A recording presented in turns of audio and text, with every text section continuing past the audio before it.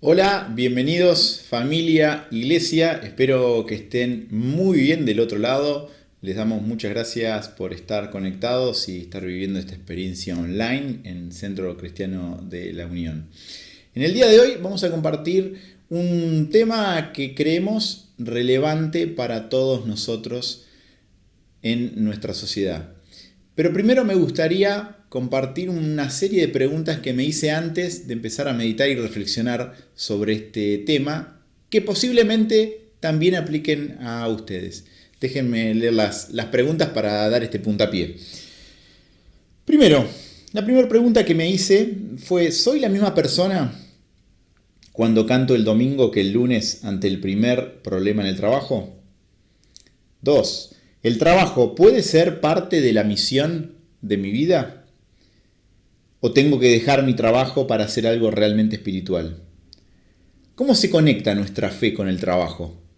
¿El estudio y el trabajo son lo mismo en este sentido? ¿Y qué pasa si no tengo trabajo? Si el trabajo es mi misión, ¿qué debo hacer? ¿Cómo encuentro mi llamado? ¿Es posible que todos seamos misioneros? Bueno, el tema del día de hoy lo titulé como el trabajo como misión. ¿Por qué creo que es importante este tema? Primero, porque pasamos e invertimos cerca de 100.000 horas en nuestra vida entre el estudio y el trabajo, entre que estamos en la secundaria y universidad hasta los 50, 60 años de la vida económicamente activa que tenemos. Son un poco más de 100.000 horas, pero vamos a reducirlas a 100.000 horas. Versus, por ejemplo, 4.000 horas que destinamos toda nuestra vida en iglesia, en reuniones, en grupos, etc. Son números aproximados. Pero como para dar un marco de la envergadura y de la importancia que tiene nuestro trabajo diario, entre las 8, 9, 10 o 12 horas diarias que trabajamos. Después considero que es un tema muy importante porque de alguna forma tenemos en nuestra mente cierta grieta entre lo sagrado y lo secular, que es una herencia de nuestras tradiciones, de la iglesia o de lo que sea, que considera que de alguna forma, y esto me pasaba, veía algunos trabajos más espirituales que otros. Y hoy vamos a tratar de desandar y profundizar un poco en este tema para ver si esa grieta la tenemos que unir o no la tenemos que unir. Primero déjenme orar para comenzar y después entrar en ver qué es lo que dice la palabra de Dios y la Biblia acerca sobre esta temática. Señor Jesús, te damos muchas gracias por estar conectados una vez más entre nosotros como iglesia, a pesar del aislamiento, a pesar de la distancia, poder estar unidos con esta modalidad, y te agradecemos por la tecnología que nos permite también llegar a personas que no solamente están en la ciudad de La Plata, del Centro Cristiano de la Unión, sino también en el resto del país y también en el resto del mundo.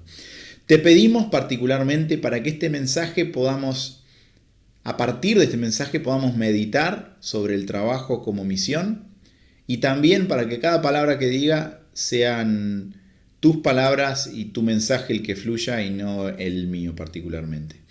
Te damos muchas gracias por esta oportunidad también de debatir y de pensar en libertad.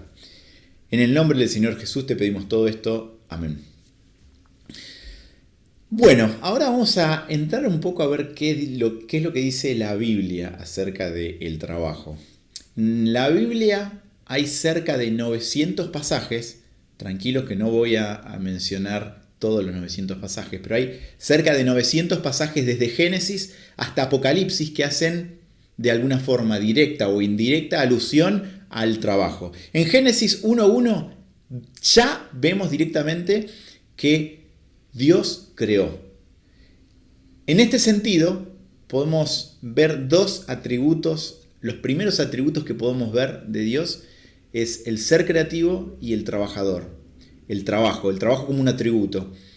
Luego en Génesis también vemos el mandato que Dios le da a Adán y Eva y a la raza humana de labrar y sojuzgar la tierra, de trabajar la tierra. Y también vemos que fuimos hechos a imagen y semejanza de Dios. Es decir, que heredamos también el atributo del trabajo y de la creatividad por medio de lo que estamos viendo en Génesis.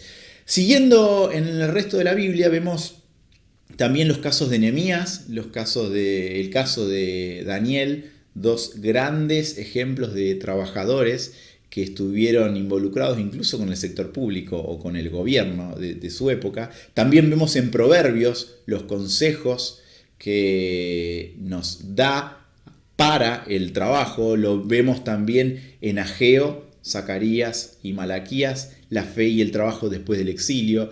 Vemos incluso en Ageo la intersección entre el trabajo, la adoración y el medio ambiente. Está buenísimo para que puedan ahondar un poco en eso si no lo han leído. El ejemplo, pasando al Nuevo Testamento, de Jesús trabajando. De hecho, fue un hacedor, un carpintero, gran parte de su vida con la familia. Tenía algo así, lo más parecido a una pyme familiar, haciendo muebles y usando la carpintería y también otros insumos. También vemos a Jesús, a partir de cómo se involucraba con los discípulos, enseñándonos a dejar ciertos trabajos, pero también a no dejar otros trabajos, y el caso de Zaqueo, de Simón, el leproso, de María, de Lázaro, muchos casos que no dejaron su trabajo, sino que lo hicieron con otra motivación. Y también, siguiendo en orden de la Biblia, vemos las cartas de Corintios, Tesalonicenses, Colosenses, Filipenses, todo lo que Pablo dice acerca de los deberes cristianos y del trabajo del día a día. También vemos en Apocalipsis el rol del trabajo y lo que los mensajes de las iglesias a las 7 iglesias hablan sobre, por ejemplo, las obras de su trabajo. También Apocalipsis nos enseña en varias porciones que el éxito de nuestro trabajo y la riqueza material no significa riqueza espiritual y que nuestro trabajo terrenal contribuye con la restauración hasta la segunda venida. Pero, como les dije, no vamos a tratar de ahondar en todos los 900 pasajes, solamente vamos a elegir uno solo, uno que seguramente muchos de ustedes conocen, que es Colosenses 3:23, que lo ven en pantalla. Conocemos obviamente la versión más conocida de todo lo que hagan, háganlo para Dios, no para los hombres, pero hay una versión, la de Palabra de Dios para Todos, que están viendo en pantalla, que dice: cuando hagan cualquier trabajo, háganlo de todo corazón, como si estuvieran trabajando para el Señor y no para los hombres. Esta es la versión Palabra de Dios para Todos, pero la versión posmoderna, ultra posmoderna, sería algo así como: hagan todo lo que hagan o trabajen siempre pensando para el Señor, sin tener en cuenta y sin mostrar esto en las historias de Instagram, ni en publicaciones de Facebook, ni tampoco en publicaciones de LinkedIn. Solamente tu motivación debería estar en el Señor. Ahora, para setear un poco, y después vamos a profundizar un poco en lo de Colosenses 3:23, pero para setear expectativas y definiciones, ¿qué significa trabajar? Tal vez estás preguntando, bueno, ¿a qué hace referencia el trabajo? El trabajo, y también desde la visión bíblica, el trabajo es básicamente traer orden del caos, tal cual hizo Dios en la creación, crear algo material, físico o intelectual. Y ahí hay un listado enorme de posibilidades. Primero, el trabajo puede ser tu estudio. Si estás estudiando en la secundaria o estás estudiando en la universidad, ese es tu trabajo, el de crear algo intelectual y ejercitar tu mente para una etapa posterior. Pero también si estás en una etapa en donde te toca trabajar, con gusto, hay muchas alternativas. Podés trabajar en fábricas, en oficinas, el trabajo puede ser en el hogar como ama o amo de casa. También, si estás desempleado, tu trabajo debería ser estar buscando trabajo. Es decir, el trabajo nos toca en cualquier parte de nuestra vida, sea que estemos estudiando, trabajando o incluso buscando trabajo. Hay una historia que hace un par de años me tocó vivir, que fue en mi oficina, nuestra oficina, tenemos un jardín muy lindo, que está muy bien diseñado y que toda persona que va a tener reuniones ahí ve el jardín y puede decir, uy, qué lindo, está muy bien ordenado y todos preguntan quién lo hizo. Lo hizo un jardinero. Y ese es el jardinero que hace el mantenimiento. Particularmente este jardinero, esta persona encargada de lo que es la ambientación de jardines, es creyente. Y un día estábamos trabajando en una sala de reunión con un colega y de pronto vimos que esa persona, que el jardinero que tenía que hacer el mantenimiento, de repente empezó a arreglar un foco. Había un foco en el patio donde está el jardín, que ilumina todo el jardín, que hace meses estaba roto. Hace meses tenía un cortocircuito y nadie lo había arreglado. Yo lo había visto hace rato y nadie se había dado cuenta de arreglarlo y haber puesto un poco de ingenio para poder arreglarlo. Y el jardinero, sin que nadie se lo pidiera, lo arregló. Y eso fue visto por mí y por mi colega. Y a partir de ahí, primero que no cobró esa reparación el jardinero, y eso disparó conversaciones con mi compañero de por qué hizo lo que hizo, por qué dio o recorrió una milla extra en algo que no tenía por qué hacerlo. Y eso generó también una conversación con mi colega para compartirle de por qué yo creía que esta persona había hecho esto, digo, estrictamente espiritual, y eso abrió un mar de conversaciones y generó un impacto. Es decir, sí, cambiar un foco puede generar un impacto. Generar un impacto no solo para hacer tu trabajo para el Señor, como lo estaba haciendo esta persona encargada del mantenimiento del jardín, sino también generar impacto y generar conversaciones, generar reflexiones a partir de cambiar un foco. También esto me hace acordar a la historia en Éxodo 31, 1 al 5, que se los voy a leer, que ahí aparece en la pantalla, que dice: el Señor le dijo a Moisés, mira, elegí a Bezalel, hijo de Urí y nieto de Hur, de la tribu de Judá. Lo voy a llenar con el Espíritu de Dios, con sabiduría, inteligencia y aptitud para realizar todo tipo de trabajo. Diseñar, trabajar con oro, plata y bronce, cortar y colocar piedras preciosas, trabajar con madera y hacer toda clase de obra artística. Esto es Éxodo 31, 1 al 5. Es curioso que la primera persona que se menciona en la Biblia que fue llena por el Espíritu de Dios no sea un sacerdote, un pastor, ni nada parecido. Que la primera persona llena del Espíritu de Dios haya sido un hacedor, un creativo, es lo más cercano a un diseñador industrial, un diseñador que tenemos en la Biblia, era Bezalel, y fue lleno del Espíritu de Dios. Y a veces solemos ver el trabajo de púlpito, el trabajo de pastores, de sacerdotes, de misioneros transculturales, como un trabajo más espiritual que el trabajo, por ejemplo, fuera de la iglesia que tenía Bezalel, que particularmente era para el templo, pero como por ejemplo el caso del jardinero que cambió un foco y hizo algo extra y hizo una milla extra. Ahora volvamos un poco a Colosenses 3:23. Y una de las preguntas que salen de este versículo es, bueno, ¿qué quiso decir Pablo en este pasaje y en qué contexto lo estaba diciendo? Colosas, a grandes rasgos, de forma muy resumida, estaba muy cerca de la Odisea, otra ciudad que terminó siendo más importante que Colosas y terminó opacando a Colosas, y de hecho para el siglo 4 y 5 Colosas ya había desaparecido. Pero la particularidad que tenía Colosas en siglo I, los primeros años después de Cristo, era que era una ciudad que tenía movimiento económico. Estaba compuesta por judíos y por gentiles, por griegos.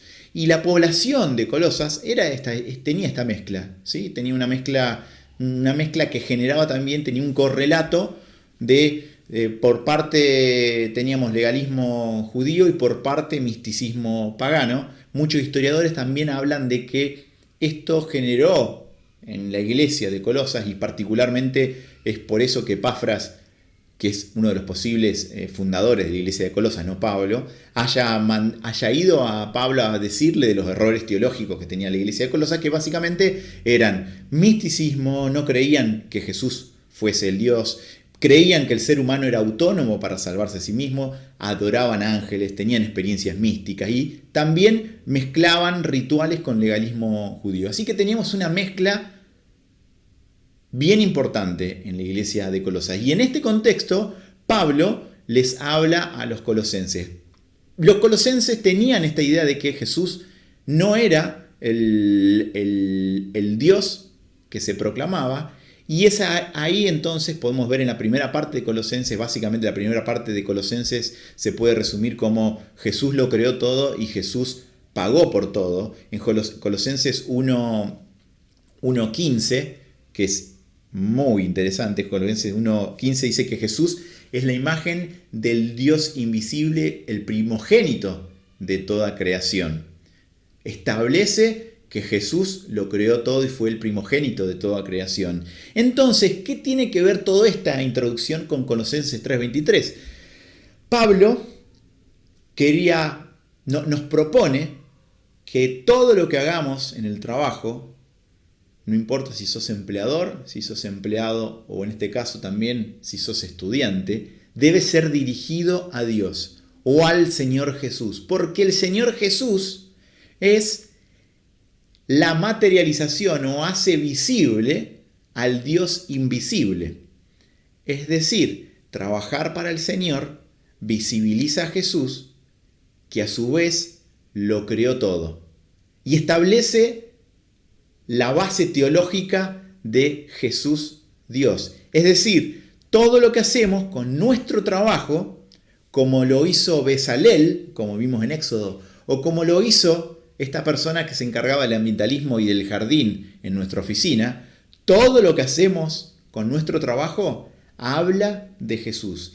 Y si habla de Jesús, a su vez, hace visible al Dios invisible. Es decir, nuestro trabajo cotidiano de todos los días hace visible al Dios invisible y a Jesús como Dios y el primogénito de toda creación. ¿Cuáles son los principios generales de Colosenses 3:23? Si hay que trabajar con integridad. Si hay que trabajar con excelencia. Y si hay que trabajar como si nadie estuviese viendo. Ni aún las redes sociales como vimos en esta versión ultra postmoderna. Lo que vemos en Pablo en Colosenses 3:23 es que el trabajo sí importa. Y el trabajo debe ser el centro de nuestra misión. Y todo el trabajo importa. No como los griegos o los romanos incluso. Los griegos pensaban que había un cierto tipo de trabajo que era espiritual y otro que no era espiritual. El trabajo espiritual era el que se usaba con la mente y el resto era casi animal. Y si los griegos hubiesen traído a un dios, es muy probable que hubiesen traído un filósofo. Si los romanos hubiesen traído a un dios, es muy probable que hubiesen traído un noble. Pero Dios trajo a Jesús, el primogénito de toda creación, que era un hacedor, era un carpintero, que trabajó y mostró con su trabajo al Dios invisible. Esto también quita esta idea de la grieta de lo sagrado y lo religioso o esta grieta de lo sagrado y lo secular.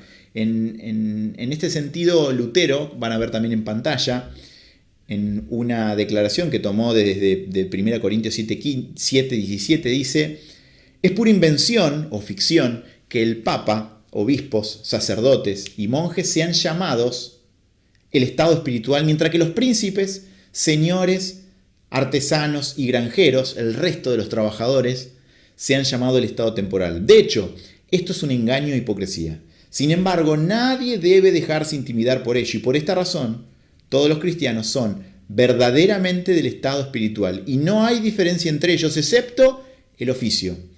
Todos somos sacerdotes consagrados por el bautismo como dijo Pedro en 1 Pedro 2:9, y en Apocalipsis también dice que con tu sangre nos hiciste reyes y sacerdotes. Entonces, como idea central, Pablo, Lutero, Bezalel, el caso del ambientalista, el jardinero, nos muestran que el trabajo es parte del diseño perfecto de Dios para la raza humana. Y no importa lo que hagas, todo es importante para Dios. Y es importante para Dios también, tan importante que en los 10 mandamientos, en Éxodo 29, en 29 al 11, nos deja el mandato de trabajar. Entonces, frente a esto, ¿qué implica realizar nuestras labores de todo corazón como para el Señor y no para los hombres? Y son 4 puntos que también les van a aparecer en pantalla. Primero, hacer las cosas para el Señor y no para los hombres implica aprender o tomar el concepto de que todos somos misioneros y sus embajadores. Como dijimos recién, Dios trajo a un hacedor, a un carpintero para mostrarnos que somos todos misioneros y sus embajadores. Segundo, implica también cómo buscar y hacer el trabajo que tenemos que hacer. En 1 Tesalonicenses 4, 11 al 12, dice Pablo, que procuren vivir en paz y ocuparse de sus negocios y trabajar con sus propias manos, tal y como les hemos ordenado, a fin de que se conduzcan honradamente con los de afuera y no tengan necesidad de nada. Ahí le está hablando a los tesalonicenses que trabajen, y en otras versiones habla de que tienen que trabajar lo mejor que puedan para ser ejemplo para los no creyentes. Si bien algunas veces algunas actitudes sean blanco de burlas, no debemos perder el foco y el respeto de los colegas, porque es en esos momentos en el que, como pasó también en la historia que les comenté con el jardinero, esto me permitió establecer un puente con la persona, con un colega no creyente. Tercer punto, ¿qué implica Colosenses 3:23? Implica amar al prójimo y hacer discípulos. No solamente las personas hacen el trabajo de Dios en la iglesia. Hace muy poco tiempo, hace unos días, hice un fogón con mis hijas, con Catalina y Martina. Tienen 4 y 2 años.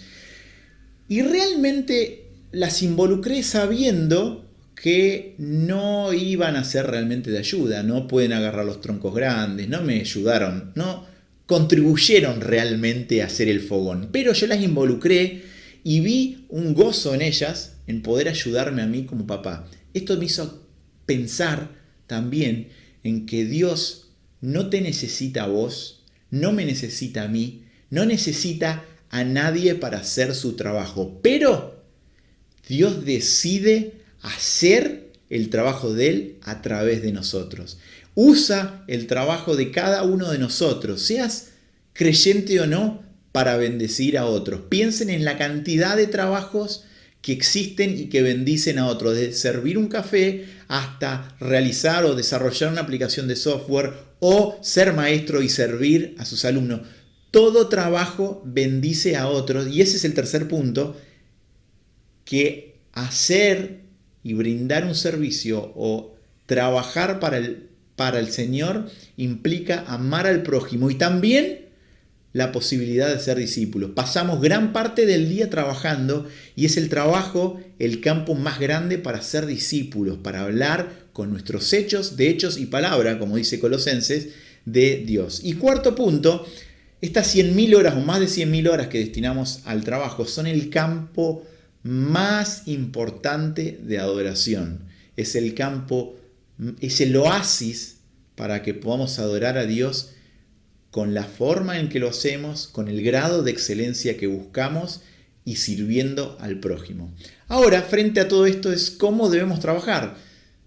Si sos piloto de avión, tu tarea es la de hacer aterrizar el avión. Si sos estudiante, poniendo lo mejor a la hora de estudiar, de honrar a Dios y también posiblemente de honrar a tus padres que están financiando los que pueden el estudio de muchos de ustedes. Si sos político, realmente siendo estadista. Si sos contador, siendo muy ordenado con los números. Si sos científico, usando la ciencia para el impacto en la sociedad. Si sos maestro o maestra, también generando impacto en las personas y en tus alumnos y alumnas. En un mundo de pecado y tristeza, muchos trabajos de los que mencionaba recién hacen eco de la redención de Dios. Eric Liddell, un atleta que compitió en los Juegos Olímpicos de 1924, dijo: puedes alabar al Señor pelando una papa si la pelas a la perfección. De vuelta resaltando esta idea de que no importa lo que haces, pero si lo haces con excelencia, estás honrando a Dios, a tu Dios. Ahora, algunas ideas prácticas como para que cada uno hagamos en la semana en soledad. Primero, meditar qué pasaría si Jesús, o pensarlo a Jesús como el jefe o tu profesor, aquella persona a quien le tenés que rendir cuenta y no tu jefe terrenal. Después pensar, documentar. A mí me sirve mucho escribir en ese sentido. Escribir cuáles son las oportunidades, los gustos y las habilidades que Dios me dio particularmente a mí o a vos en tu caso para servir al máximo a Dios y a tu prójimo. Oportunidad, la intersección entre las oportunidades, gustos y habilidades. Y después identificar también ¿cuántas personas tenés a tu alrededor en tu trabajo? Muy probablemente muchos pensemos en misiones transculturales o misiones de ayuda social y nos olvidamos que alrededor nuestro tenemos muchísimas personas para servir y amar y cumplir el mandato que nos dejó Jesús. Y cuarto, un plus, buscar rodearte de personas que te inspiran la forma en que trabajan. Sea como este jardinero o cualquier otra persona, te ayuda a crecer y también a inspirarte para poder trabajar y para dar lo mejor. Alguna vez leí que la iglesia es la única organización en todo el mundo que existe para beneficios de los no miembros. Y hay un devocional que es espectacular, que se los recomiendo si lo quieren leer completo, es Charles Spurgeon y también lo pueden ver en pantalla, que dice: cada cristiano es un misionero o un impostor. O lo estás haciendo bien o simplemente no eres bueno. Si has conocido a Cristo, entonces eres alguien que ha encontrado miel. Tú llamarás a otras personas a probarla. Tú eres como los leprosos que encontraron la comida que los sirios habían dejado. E irás a Samaria y le dirás a la multitud hambrienta que has encontrado a Jesús. Y estarás ansioso de que ellos lo encuentren también. Sé sabio en tu generación y habla de él en maneras y en momentos apropiados. Y proclama en cada lugar el hecho de que Jesús es lo más precioso para tu alma. Entonces, mañana, cuando te despiertes, y cada mañana, te vas a despertar, siendo miembro o no del CCU, no importa, y vas a tener una opción, un dilema y una decisión como cristiano. Elegir deliberadamente ser, como decía Spurgeon, misionero o simplemente impostor. Fuiste y fuimos creados para trabajar con excelencia. Fuimos llamados para amar al prójimo como embajador del Creador del universo. Y el fin de nuestro trabajo es servir a los propósitos de Dios. Ese es el mensaje central de esta reflexión. El fin de nuestro trabajo es servir a los propósitos de Dios. Es en gran medida en y a través de nuestro trabajo que contribuimos al bien común. Y un día el deterioro va a quedar atrás, no habrá más dolor, pero hasta aquel día, aún los trabajos más frustrantes, más dolorosos y más denigrantes pueden ser medios para lo que Pablo en otra carta, en 2 Corintios, habla del ministerio de la reconciliación. Podemos reflejar la obra consumadora de Jesús en nuestras propias vidas a través de la forma en que hacemos nuestro trabajo. Me gustaría terminar orando por ustedes, pidiendo que esto se haga carne en nuestro diario vivir. Señor Jesús, te damos muchas gracias por los más de 900 pasajes que nos dejás, porciones en la Biblia, que nos inspiran a trabajar viéndote a vos para servir al prójimo y para ser también ejemplo para los no creyentes. Te pedimos que nos ayudes en el día a día a poder identificar cómo y qué cosas tenemos que cambiar y buscar no agradar ni a otras personas, ni a las redes sociales, ni nada por el estilo, sino agradar solamente a vos. Ayúdanos a poder hacer carne esta idea de que el trabajo importa y te importa, y nuestro trabajo te importa a vos. También te pedimos por los estudiantes, ayúdalos en este momento en el que están viviendo de muchísima frustración, desconexión con la realidad, con compañeros, a que puedan enfocarse, en que puedan estudiar, dale un extra de energía y de concentración a cada uno de ellos. Y también te pedimos, por favor, por aquellas personas que están desempleadas, para que vos le proveas un trabajo y que los ayudes aún en este proceso a trabajar buscando empleo. Te lo pedimos, por favor, todo esto, por los méritos de Jesús. Amén. Ahora, una última cosa, que no era la última recién, y pensando, tal vez haya del otro lado alguna persona o por alguna de esas casualidades estás viendo este video y escuchaste muchísimas veces de Dios, o esta es la primera vez que escuchás de Dios. Y es posible que tengas esta sensación de que mi trabajo no importa. No me importa a mí, o no le importa a mi jefe, o no le importa a mis familiares, o no le importa a mis colegas, a mis socios, a mis empleados o a mis empleadores. Y también no encuentro satisfacción haciendo lo que hago, no lo encuentro.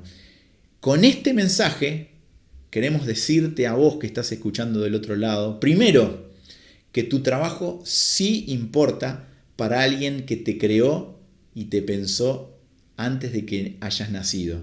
Esa persona, ese ser es Dios, que realmente le importa tu trabajo. Y tanto te importa que usa tu trabajo para bendecir a otras personas. Y segundo, que podés encontrar satisfacción y gozo trabajando para este papá, para este amigo, para el jefe del universo y creador del universo.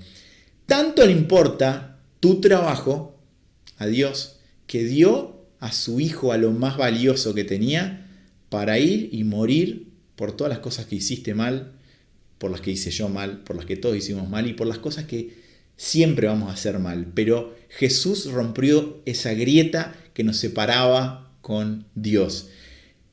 Y para nosotros sería un placer y todo lo que hacemos lo hacemos para esto, para que vos puedas conocer a Dios. Y esto no se trata ni de religión, ni de un proceso, ni incluso de formar parte de la iglesia, aún siendo que si realmente lo querés conocer, se va a dar en forma natural. Así que te empujo o te motivo a que si realmente todo esto te hizo un poco de ruido, que te sientes en tu casa y hables con Dios, simplemente sin seguir ningún tipo de bosquejo o boceto.